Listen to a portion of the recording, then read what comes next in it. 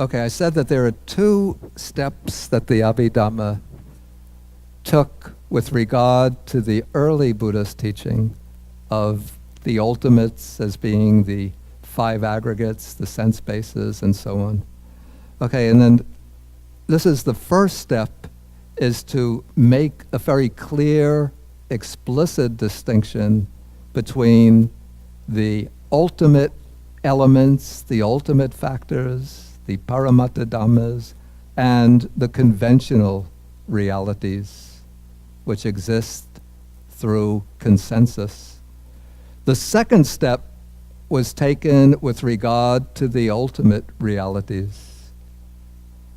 Okay, in the suttas, the most common scheme that is used is that of the five aggregates.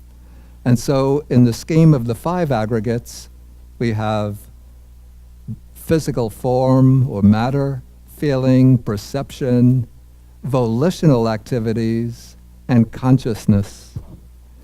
But in the suttas, the Buddha mentions many other mental factors besides feeling, perception, and volitions.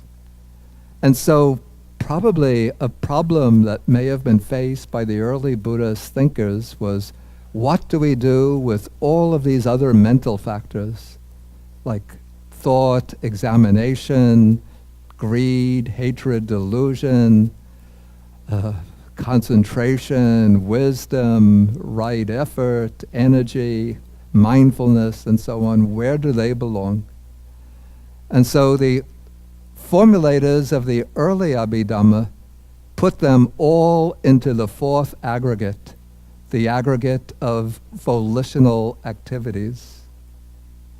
But then, at a certain point, they must have realized that it would be more logical and sort of easier to handle this mass of material simply by collapsing all of these factors from the three middle aggregates into one broad class.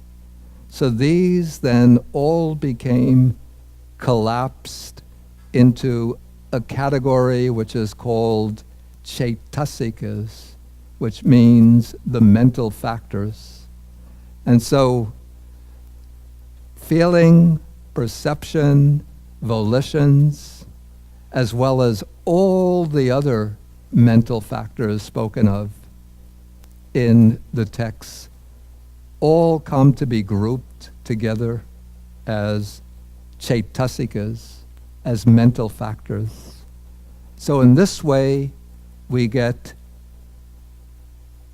three ultimate conditioned realities: citta, mind or consciousness; chaitasikas, the mental factors; and rupa, matter or physical form. And this scheme proved to be much more convenient, much more manageable within the approach of the Abhidhamma, because the Abhidhamma takes as its basis for investigation, its sort of primary focus is citta, or mind. And so when one is dealing with mind, it is, rather than take feeling, perception, and volitional activities with all of the other mental faculties, factors included within the volitional activities, one breaks open that category of volitional activities and regards all of those factors as adjuncts of mind, as associated factors of mind. So in this way, they all become grouped together under this umbrella term, chaitasikas, the mental factors.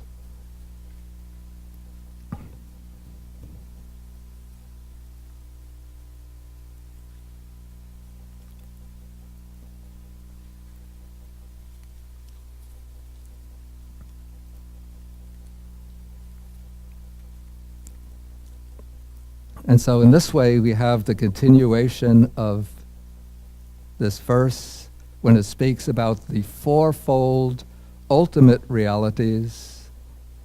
It says, chitta or consciousness, mental factors, rupa, which means mind, and then the fourth ultimate reality is that which is not included in the five aggregates, because it's not a conditioned reality. This is the unconditioned element, the unconditioned reality, which is nibbana. And so within the system of the Abhidhamma, especially the later Abhidhamma, the fourfold scheme of ultimate realities comes to predominate over the older scheme of the five aggregates, the sense bases, and so on.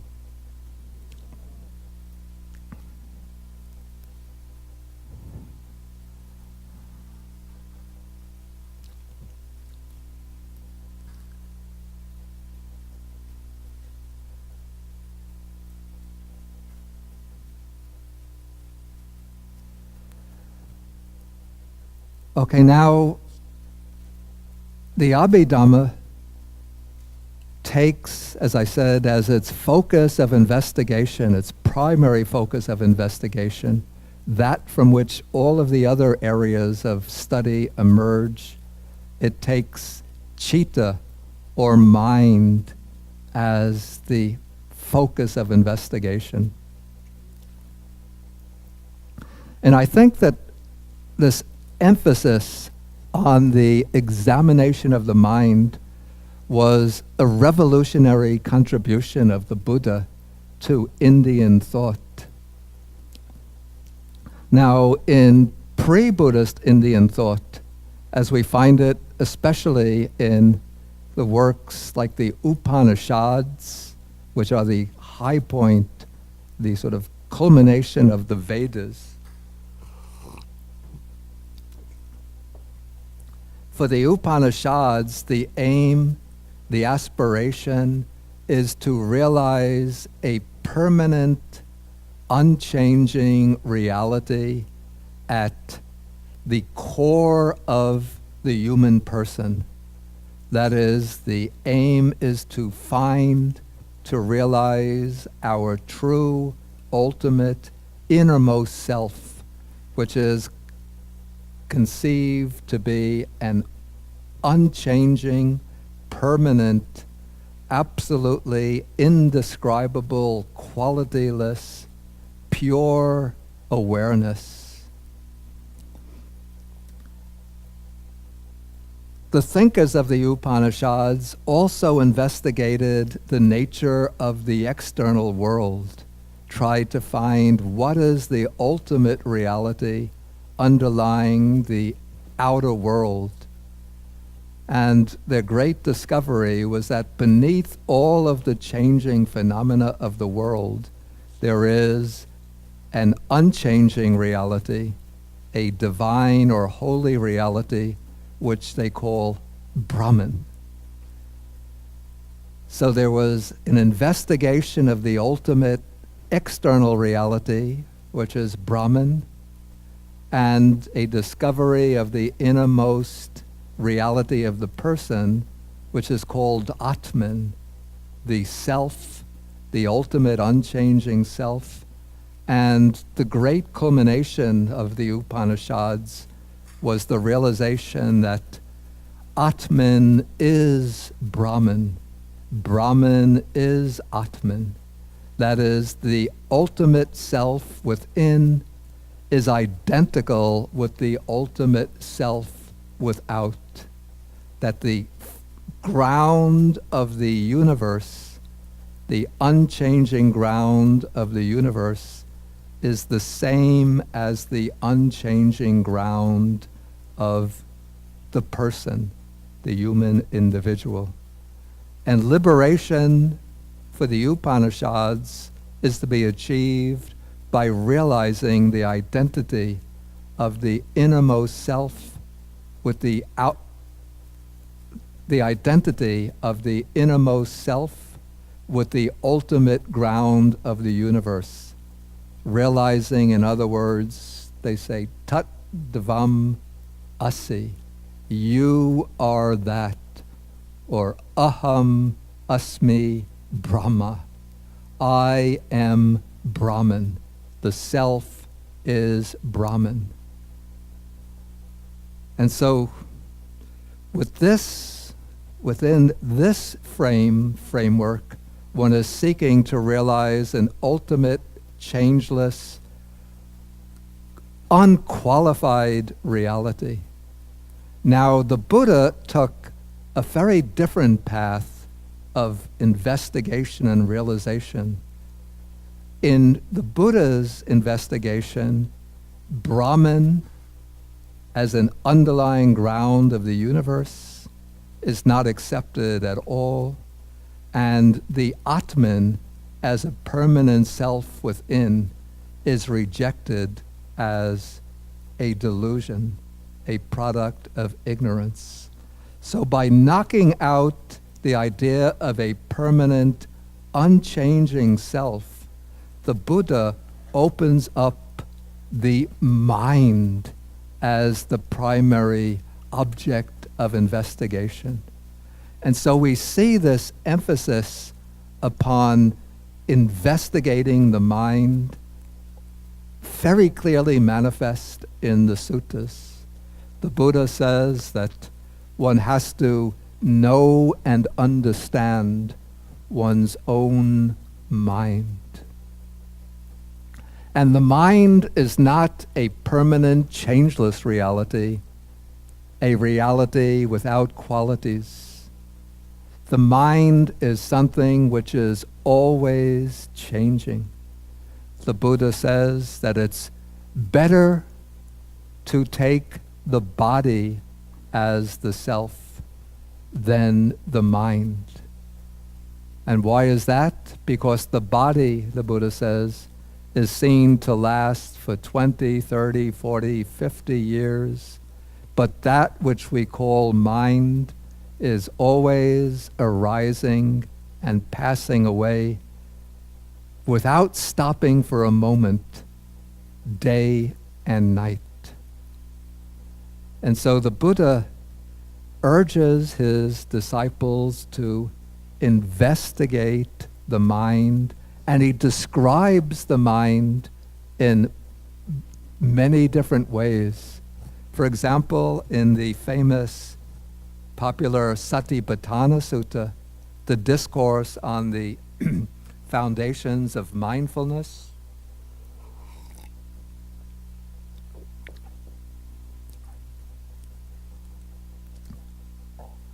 we have a whole section.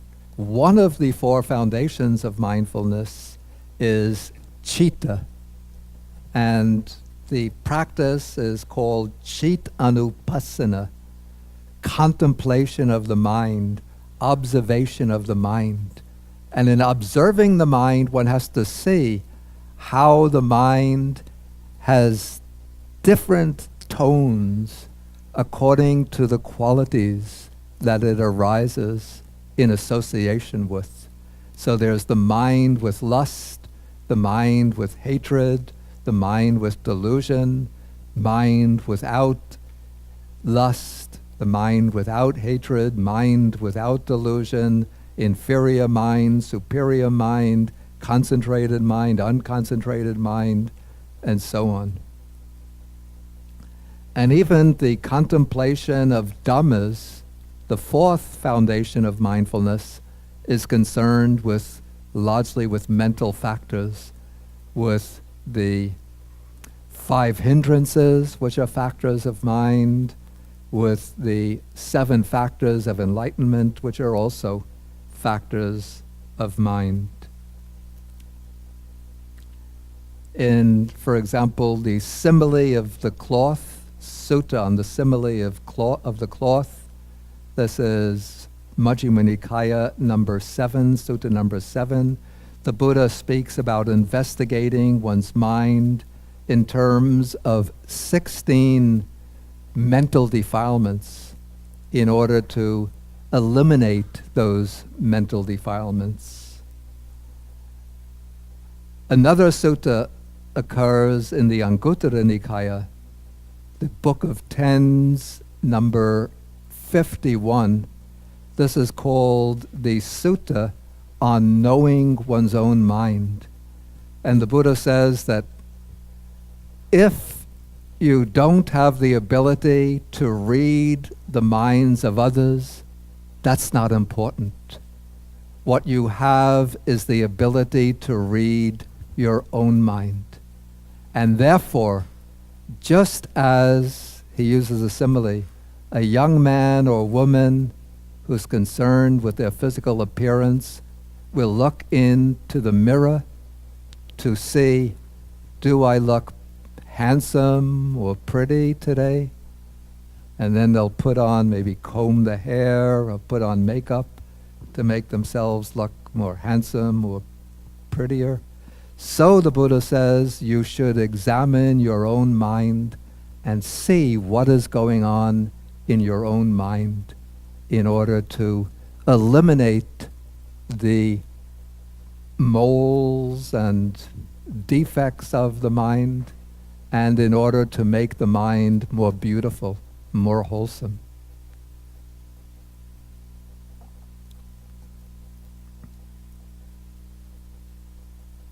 Okay, so the foundation for investigation in the Abhidhamma, sort of the anchor of the whole system, is citta or mind. But what do we mean by mind? I use the English words mind or consciousness, both to be renderings of the Pali word citta. Okay, the Pali commentators give several definitions of citta. And I'll write these on the board because they're instructive.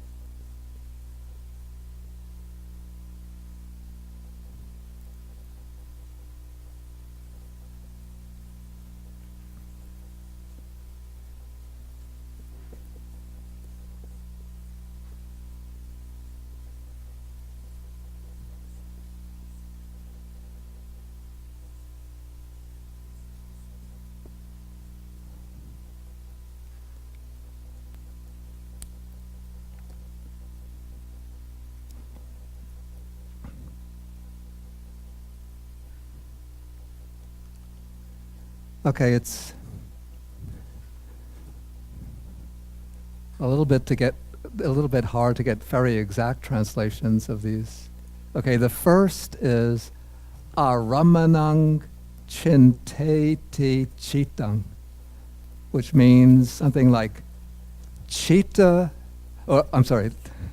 mind or consciousness is that which minds an object, or that which knows an object, that which cognizes an object.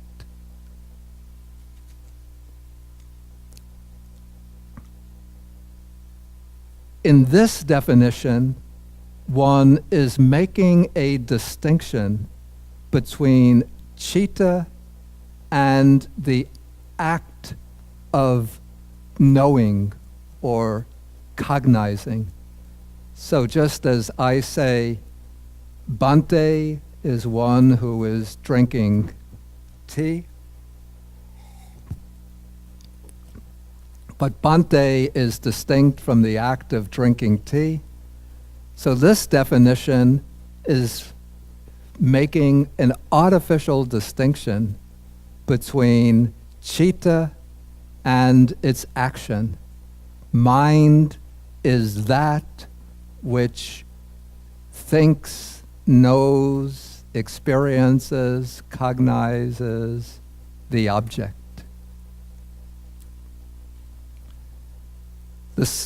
And what's very important in this definition is, according to the Buddhist philosophy, mind always has an object.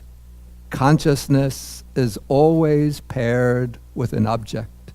There's no such thing as a pure consciousness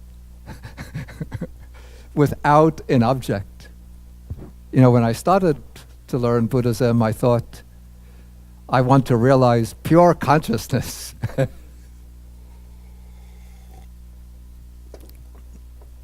And I thought the aim of meditation was to get rid of all objects and just sort of float back into this space of pure consciousness. But then when I started to read Buddhism, I thought, this is limiting me. But then I realized, like, this is the truth, that mind always arises together with an object. Even the Abhidhamma says, in deep sleep, when you're dreaming, mind is arising with the dream as its object. But even in deep sleep, when there's no dreaming taking place, even then, mind has a very subtle object. When we wake up, we don't know it, but in that deep state of sleep, there is an object. Okay, so this is the first definition in which mind becomes the agent, the actor, which performs the action of knowing the object. The second definition is etena aramanang chintainti ti chitang, which would be translated, by means of this, they know or they experience the object. Therefore, it is called mind or consciousness. So this definition makes citta the instrument of knowing or experiencing. So it's said here that what knows the object are the mental factors, and it is citta, the mind, which functions as the instrument that helps the other mental factors know the object. So this treats citta as the instrument of knowing. So that is like saying, by means of the cup, Bhante drinks the tea.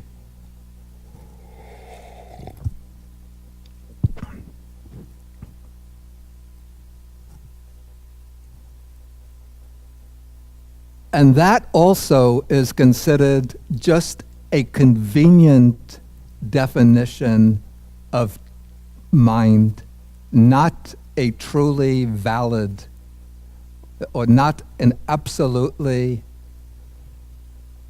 valid definition.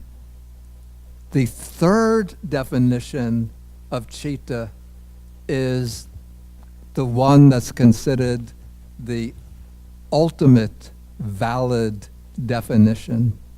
And this is aramanasa chintana mattanti chitang, which means mind is simply the knowing or cognizing of the object.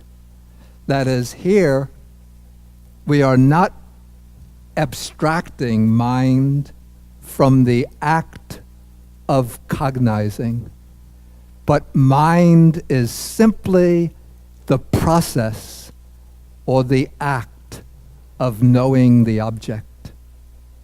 So there's not a citta apart from the act of knowing, but citta, mind, is the knowing itself, the experiencing, the act of experiencing, the act of minding the object.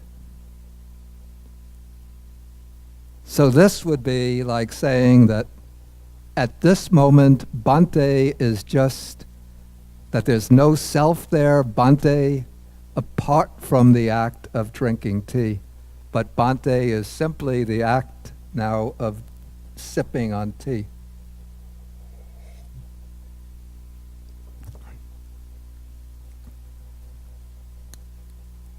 Okay, so this is the meaning of citta.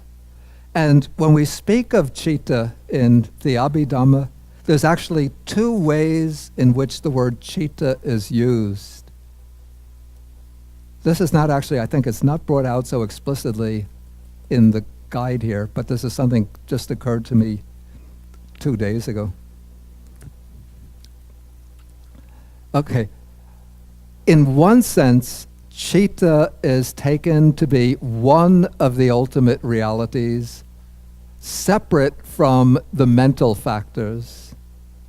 And so here, citta is taken, sort of abstracted, taken in isolation, as the bare knowing of the object, or the bare awareness of the object.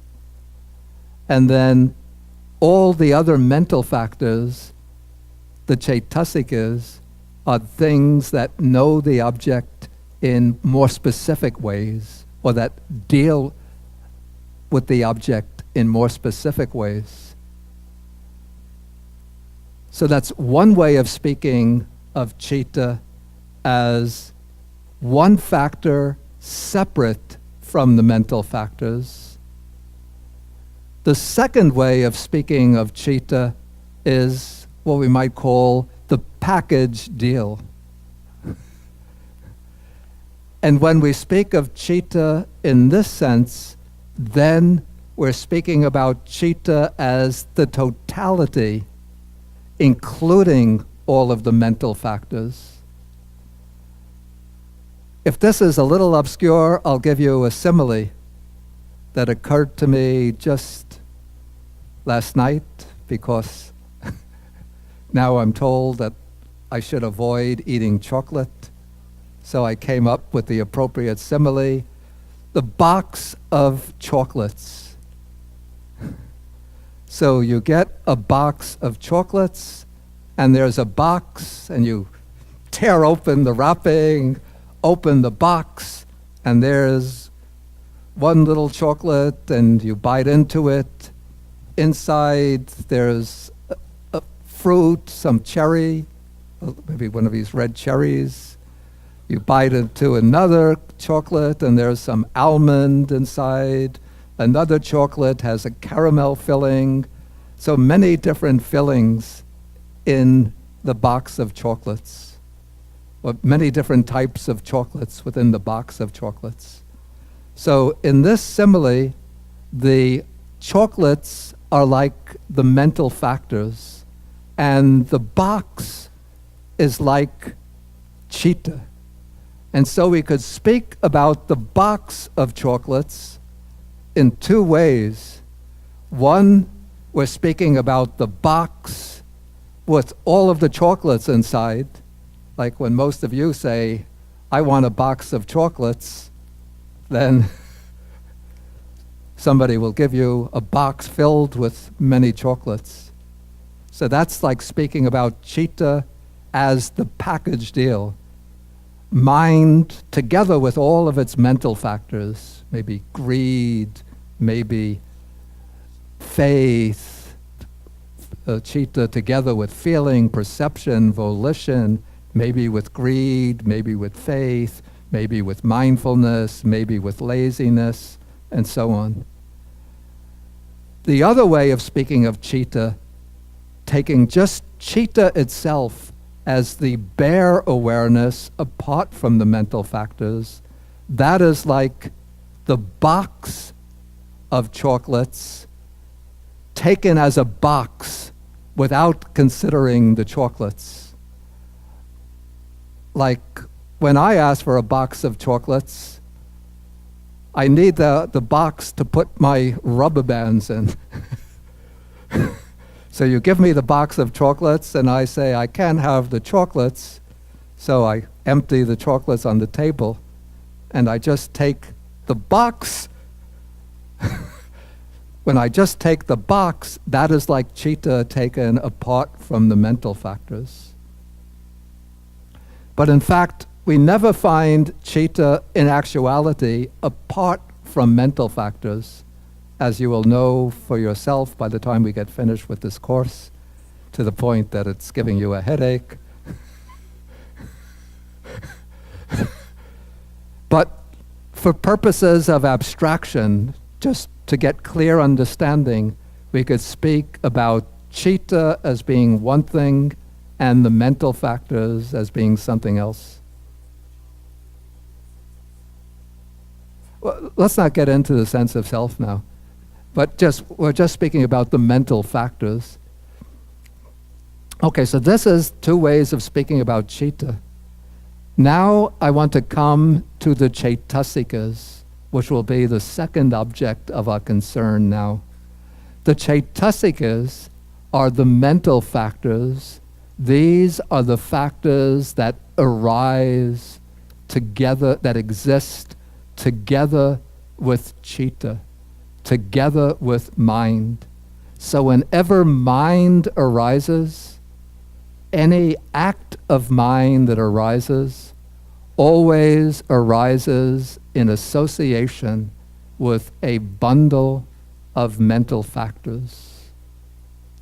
Now we have to remember that according to the Buddha's teaching, especially in the Abhidhamma, citta is always arising differently from moment to moment. And so on different occasions, at different moments, citta will have different mental factors. But citta is always accompanied by some group of mental factors. And the characteristic of the mental factors is said to be fourfold, or 4 ways of generally defining the mental factors. They are said to be factors that arise together with the act of consciousness. So whenever a citta arises, a moment of consciousness arises, it arises simultaneously with a bundle of mental factors. So that's the first characteristic, the same arising. The second characteristic is what? Any guess?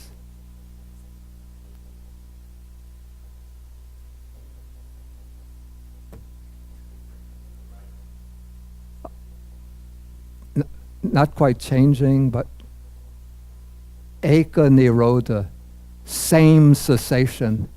When the citta breaks up and stops, those mental factors that occur along with it also stop. So one arising, same cessation. Then there's a third characteristic.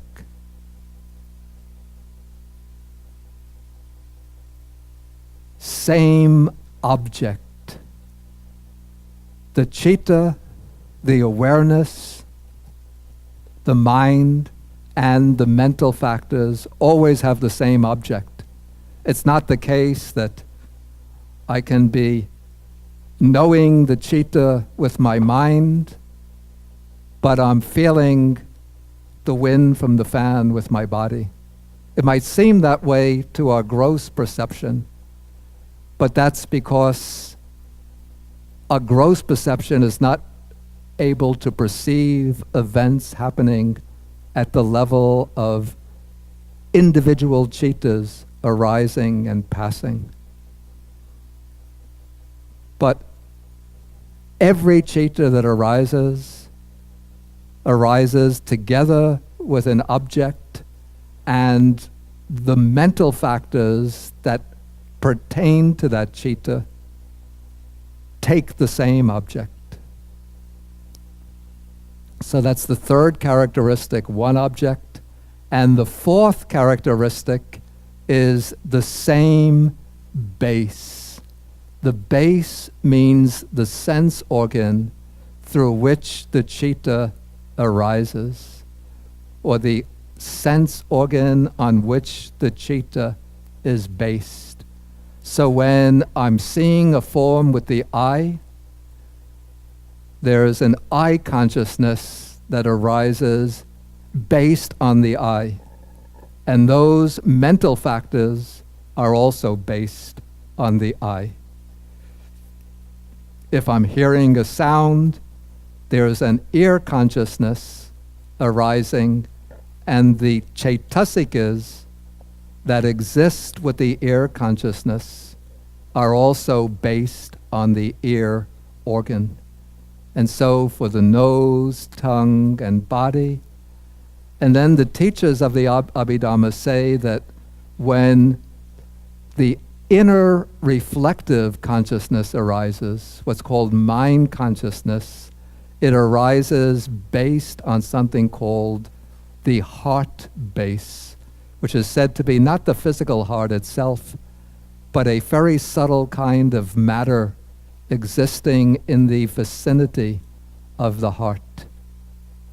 So the inner reflective consciousness, when we're thinking, imagining things, planning, deciding, and so on, that is mind consciousness, which arises on the basis of what is called the heart base.